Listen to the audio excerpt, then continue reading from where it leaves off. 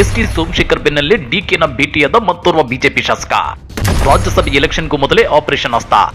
ಬಿಜೆಪಿಯ ಆ ಶಾಸಕರ ಭೇಟಿ ಬಗ್ಗೆ ಡಿಸಿಎಂ ಡಿಕೆಶಿ ಹೇಳಿದ್ದೇನು?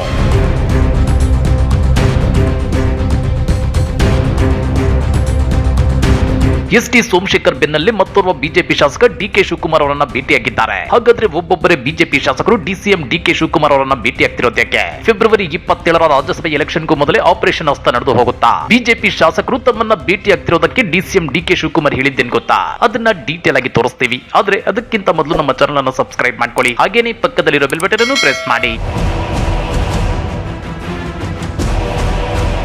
ಲೋಕಸಭಾ ಚುನಾವಣೆಗೆ ಇನ್ನು ಕೆಲವೇ ವಾರಗಳು ಬಾಕಿ ಇವೆ. ಇಂಥ ಟೈಮಲ್ಲಿ ಮಾಜಿ ಸಚಿವ ಹಾಗೂ ಬಿಜೆಪಿ ಶಾಸಕ ಎಸ್ಟಿ ಸೋಮಶೇಖರ್ ಕಾಂಗ್ರೆಸ್ ನಾಯಕರ ಜೊತೆಗೆ ಹೆಚ್ಚು ಕಾಣಿಸಿಕೊಳ್ಳುತ್ತಿದ್ದಾರೆ.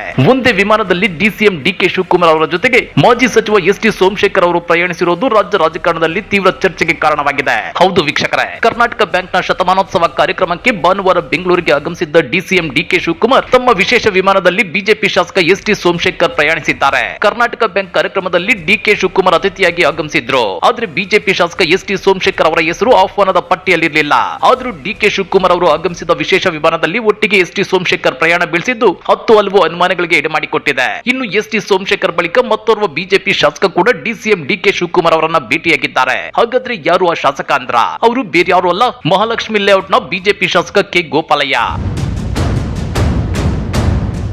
ಎಸ್ಟಿ ಸೋಮಶೇಖರ್ ಬೆನ್ನಲ್ಲೇ ಕೆ ಗೋಪಾಲಯ್ಯ ಡಿಕೆಶಿಯನ್ನ ಭೇಟಿಯಾಗಿರುವುದು ಇದೀಗ ರಾಜ್ಯ ರಾಜಕಾರಣದಲ್ಲಿ ಸಿಕ್ಕಾಪಟ್ಟೆ ಚರ್ಚೆಗೆ ಗ್ರಾಸವಾಗಿದೆ. ಈ ಇಬ್ಬರು ಶಾಸಕರು ಕಾಂಗ್ರೆಸ್ ಸೇರ್ತಾರೆ ಅನ್ನೋ ಮಾತುಗಳು ಹರಿದಾಡ್ತಿವೆ. ಈ ಬಗ್ಗೆ ರಿಯಾಕ್ಟ್ ಮಾಡಿರೋ DCM DK Shivakumar ST Somashekar ಹಾಗೂ ಕೆ ಗೋಪಾಲಯ್ಯನವರ ಜೊತೆ ವೈಯಕ್ತಿಕ ಸ್ನೇಹ ಸಂಬಂಧಗಳಿವೆ ಅಂತ ಹೇಳಿದ್ದಾರೆ. ಸೋಮಶೇಖರ್ ಅವರು ಪದೇ ಪದೇ ನಿಮ್ಮ ಜೊತೆ ಗುರುತಿಸಿಕೊಳ್ಳುತ್ತಿದ್ದಾರೆ ಎಂದು ಕೇಳಿದಾಗ, ಗುರುತಿಸಿಕೊಳ್ಳುವುದಲ್ಲ, ಅವರು ಕೇವಲ 3 ವರ್ಷ ಮಾತ್ರ ಬೇರೆ ಕಡೆ ಹೋಗಿದ್ದಾರೆ. ಆದ್ರೆ 35 ವರ್ಷಗಳಿಂದ ನಾವು ರಾಜಕೀಯವಾಗಿ ಸಂಸಾರ ಮಾಡಿದ್ದೇವೆ ಅಂತೇಳಿ ಹೊಸ ಬಾಂಬ್ ಸ್ಫೋಟಿಸಿದ್ದಾರೆ.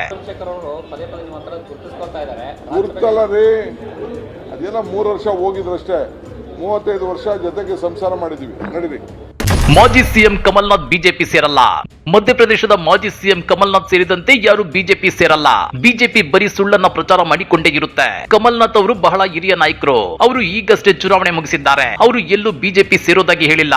ಆದ್ರೂ ಅವರು ಬಿಜೆಪಿ ಸೇರುತ್ತಾರೆ ಅಂತೇಳಿ ಸುಳ್ಳು ಹರಡುತ್ತಾರೆ. ಬೇರೆಯವರ ಹೆಸರು ಸೇರಿಸುತ್ತಾರೆ. ಕಮಲ್ನಾಥ್ ಅವರು 50 ವರ್ಷಗಳ ರಾಜಕಾರಣದಲ್ಲಿ ಗಾಂಧಿ ಕುಟುಂಬದ ಜೊತೆ ಒಡನಾಟ ಇಟ್ಟುಕೊಂಡು ಪಕ್ಷ ಕಟ್ಟಿದ್ದಾರೆ. ಇಂತಹ ಅವರು ಬಿಜೆಪಿ ಸೇರ್ತಾರೆ ಅಂತೇಳಿ ಸುಳ್ಳು ಹೇಳಿ ಅವರ ಜಾತಿ ಕೆಡಿಸಿ ಹೆಸರಿಗೆ ಮಸಿ ಬಳಿಯುವ ಕೆಲಸ ಮಾಡುತ್ತಿದ್ದಾರೆ. ಕಳೆದ 35 ವರ್ಷಗಳಿಂದ ನನಗೆ ಕಮಲ್ನಾಥ್ ಅವರ ಪರಿಚಯವಿದೆ. ಅವರು ಸಿದ್ಧಾಂತ ಮೌಲ್ಯಗಳ ವ್ಯಕ್ತಿ. ಅವರು ಸಿದ್ಧಾಂತ ಬಿಟ್ಟು ಈ ವಯಸ್ಸಿನಲ್ಲಿ ಕಾಂಗ್ರೆಸ್ ಯಾಕೆ ತೊರೆಯುತ್ತಾರೆ? ಇನ್ನು ಮನೀಶ್ ತಿವಾರಿ ಅವರು ಕೂಡ ಕಾಂಗ್ರೆಸ್ ಪಕ್ಷದ ಪ್ರಮುಖ ಸಂಘಟಕರು. ಇವರೆಲ್ಲರೂ ಕಾಂಗ್ರೆಸ್ ಪಕ್ಷದ ನಾಯಕರು. ಕಮಲ್ನಾಥ್ ಸೇರಿದಂತೆ ಯಾರೊಬ್ಬರು ಬಿಜೆಪಿಗೆ ಹೋಗೋದಿಲ್ಲ.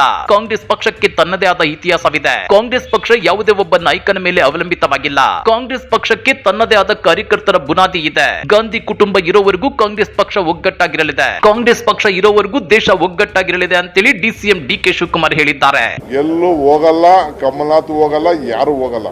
ಏನೋ ಟೈಮಲ್ಲಿ ಸ್ವಲ್ಪ ಆಗ್ತಾ ಇರ್ಬೋದು ಅಷ್ಟೇ. ಈಗ ಬಿಜೆಪಿ ಸ್ಟ್ರಾಂಗ್ ಇದ್ರೆ ಯಾಕೆ ಕಾಂಗ್ರೆಸ್ ಅವ್ರನ್ನೆಲ್ಲ ಕರ್ಕೊತಾ ಇದ್ದಾರೆ? ಬಿಜೆಪಿ ಸ್ಟ್ರಾಂಗ್ ಇದ್ರೆ ಕೈ ನಾಯಕರ ಮೇಲೆಕೆ ಕಣ್ಣು. ಬಿಜೆಪಿ ಬಲಿಷ್ಠವಾಗಿದ್ರೆ ಕಾಂಗ್ರೆಸ್ ನಾಯಕರನ್ನ ಸೆಳೆಯುತ್ತಿರೋದಕ್ಕೆ. ಬಿಜೆಪಿ ದುರ್ಬಲವಾಗಿರೋದಕ್ಕೆ ಕಾಂಗ್ರೆಸ್ ನಾಯಕರನ್ನ ಸೆಳೆಯುವ ಪ್ರಯತ್ನ ಮಾಡುತ್ತಿದ್ದಾರೆ. ಪ್ರಧಾನಮಂತ್ರಿಗಳು ಈ ಚುನಾವಣೆಯಲ್ಲಿ 370 ಕ್ಷೇತ್ರ ಗೆಲ್ಲೋದಾಗಿ ಹೇಳಿದ್ದಾರೆ. ಬಿಜೆಪಿ ಅಷ್ಟು ಕ್ಷೇತ್ರ ಗೆಲ್ಲುವುದು ನಿಜವೇ ಆದ್ರೆ ಕಾಂಗ್ರೆಸ್ ನಾಯಕರನ್ನ ಯಾಕೆ ಸೆಳೆಯುತ್ತಿದ್ದಾರೆ? ಯಾರು ಗೆಲ್ಲಬೇಕು ಅನ್ನೋದನ್ನ ಜನ ತೀರ್ಮಾನಿಸಲಿದ್ದಾರೆ ಅಂತೇಳಿ ಡಿಸಿಎಂ ಡಿಕೆ ಶಿವಕುಮಾರ್ ಬಿಜೆಪಿಗೆ ತಿರುಗೇಟನ್ನ ಕೊಟ್ಟಿದ್ದಾರೆ. ಹಾಗಾದ್ರೆ ಡಿಕೆ ಶಿವಕುಮಾರ್ ಅವರ ಈ ಮಾತುಗಳನ್ನ ಕೇಳಿದ್ರೆ ಸದ್ದಿಲ್ಲದೆ ಆಪರೇಷನ್ ಹಸ್ತಕ್ಕೆ ಡಿಕೆಶಿ ಕೈ ಹಾಕಿದ್ದಾರಾ? ರಾಜ್ಯಸಭಾ ಚುನಾವಣೆಗೂ ಮೊದಲೇ ಆಪರೇಷನ್ ಹಸ್ತ ನಡೆದು ಹೋಗುತ್ತಾ? ಕಮೆಂಟ್ ಮಾಡಿ, ವಿಡಿಯೋ ಲೈಕ್ ಮಾಡಿ, ಶೇರ್ ಮಾಡಿ. ಇಂಥ ಮತ್ತಷ್ಟು ರೋಚಕ ರಾಜಕೀಯ ಸುದ್ದಿಗಳನ್ನ ಮಿಸ್ ಮಾಡದೆ ನೋಡಬೇಕು ಅಂದ್ರೆ ನಮ್ಮ ಯೂಟ್ಯೂಬ್ ಚಾನೆಲ್ ಅನ್ನ ಸಬ್ಸ್ಕ್ರೈಬ್ ಮಾಡ್ಕೊಳ್ಳಿ.